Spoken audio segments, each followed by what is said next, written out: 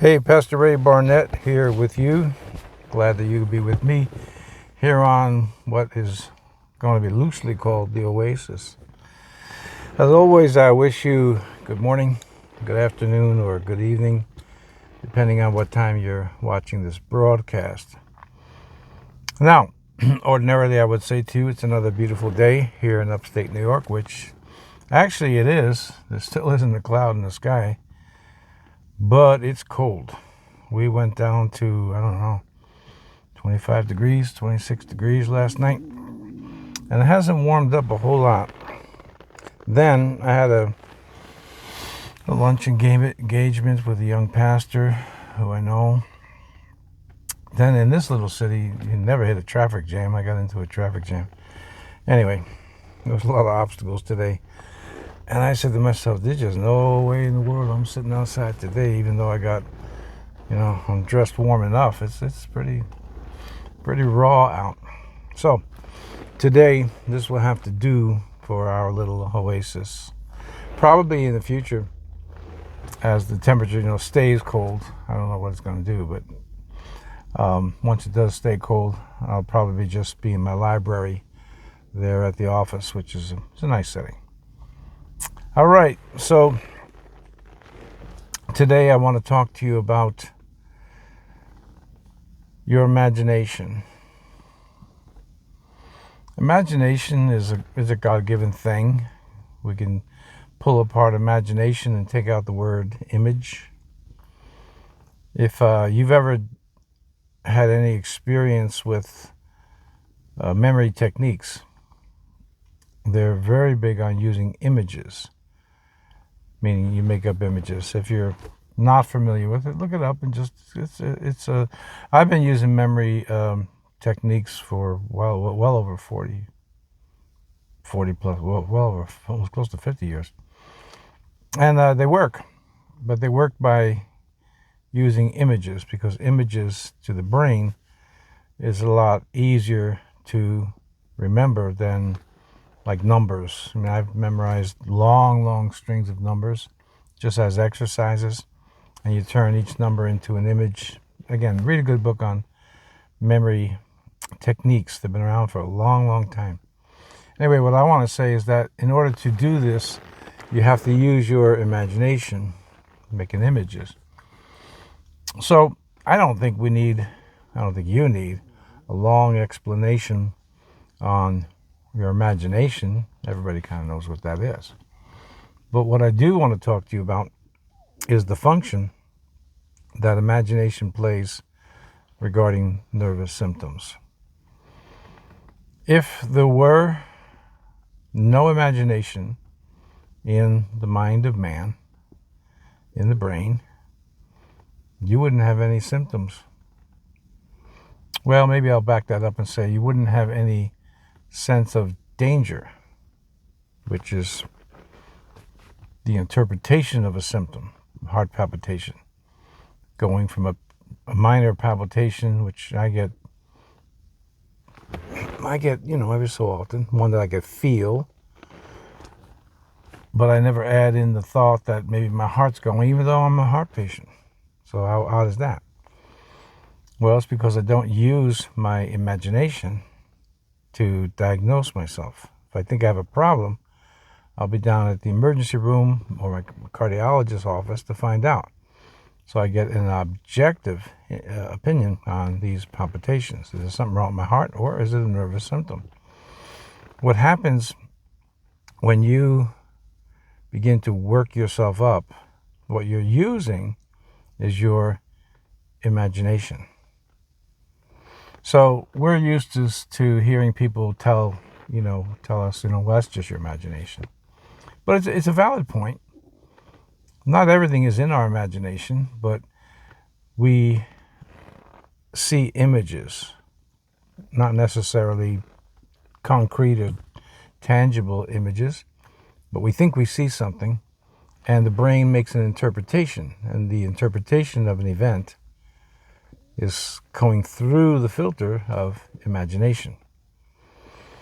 So let me go back to palpitations, my favorite symptom to pick on, or to use rather, because they're so common and they're always so much associated with heart trouble, and frightens people into that diagnosing themselves with, this is a heart attack. This is my heart. Well, I always say on this channel, so you're clear about this, if you haven't been checked out by a competent medical professional, then you have to be. You have to be checked out by someone who can rule out, no, your heart is fine, your heart is great. Doesn't satisfy you, get a second opinion. Most of you who have been with me for a while know that, but we have new subscribers. Make sure you've been checked out. Once, and I think I know I definitely told you this before. In my case, I am a heart patient, cardiac patient, had open heart surgery in 2008. So you would think that every little ache and pain or palpitation that I feel or chest pain is going to get me rushing down to the emergency room, and it doesn't. First of all, I know I have a background in anatomy and physiology. Second of all, I know enough about my own body. And third of all, I know enough about heart symptoms to not use, listen, my imagination to diagnose every symptom, heart symptom in this case, as precipitating heart attack, valve problem, atrial fib, whatever. That has to go through the filter of the imagination.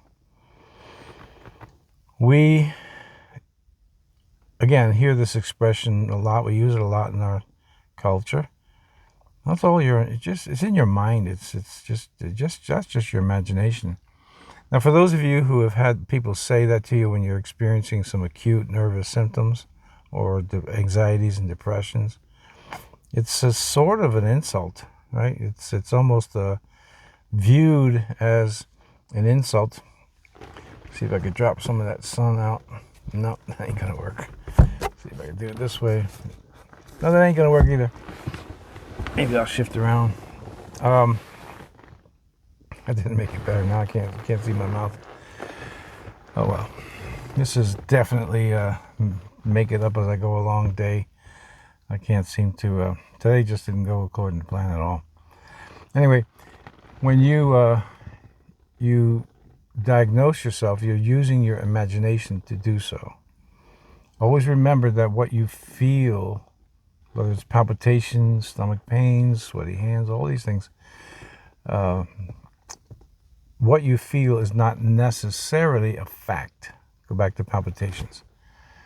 You feel something in your chest pain. That does not necessarily mean it is definitely a heart attack or a heart problem. That you have to leave for a diagnostician, doctor, to say, well, yeah, you have heart disease. You just had a heart attack. All right? You leave it to a professional. What you don't want to do is use your imagination and start working yourself up. And I say this as a bit of humor, but I've said it to other people. You get a chest pain, it won't be a matter of minutes. You're already in a funeral parlor someplace where people are crying over your untimely death. And I hope that you're developing your sense of humor, because that's how we act as human beings. We draw the worst case scenario from the littlest things, and it all comes through the function of imagination. Matter of fact, let me just digress just a little bit and say to you, how many times have you had a phone call? Phone's ringing. Now you're out dinner, having a good time, your phone's ringing. I have to answer this.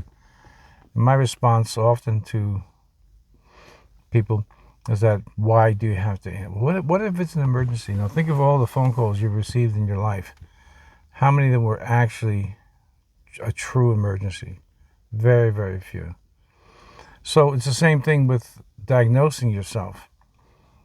Some of you who are experienced sufferers have diagnosed yourself so many, many times, and nothing ever came of it because they're nervous symptoms. It's coming from your nervous system.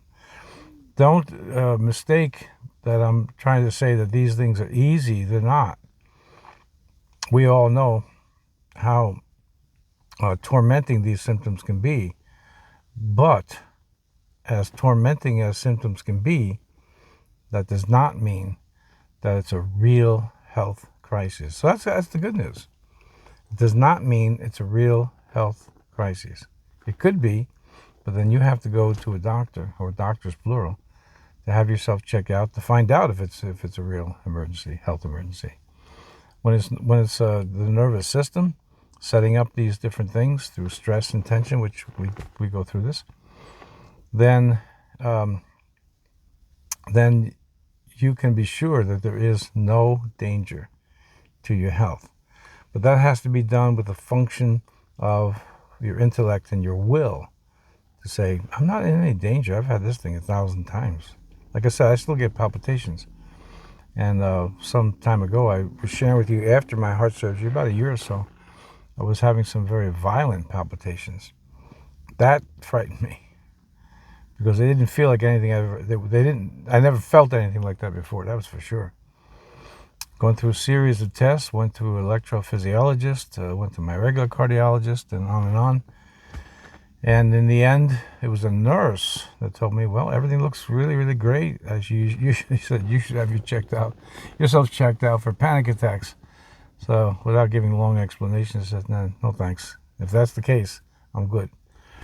And I was having violent palpitations. When I think it would scare anybody.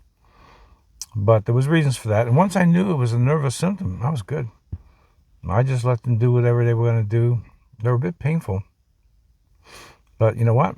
Once I relaxed, took the thought of danger out of my brain, they went away. I never come back again. Because after examination by competent medical professionals, turned out that it wasn't any real threat to my heart. My heart was functioning great. So, good illustration. Always remember that I speak to you out of a lot of personal experience with nervous symptoms, meaning I've suffered from them. And I've studied the subject for 50 years.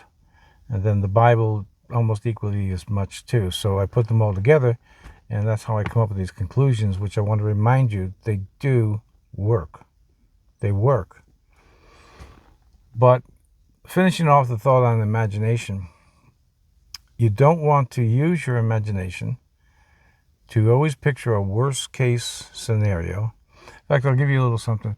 I asked a young girl, a young woman, I think she was 21 at the time. She's like a neighbor.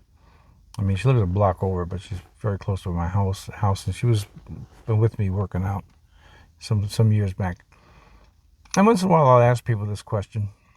So I said, "What's the number one thing that you fear?" Now remember, this is just an average, the girl next door type thing, young kid, young enough to be my granddaughter. And I asked her, "What's the thing you fear the most?" And immediately she said, "Schizophrenia." I said, "What? Schizophrenia? How in the world did you come up with that?"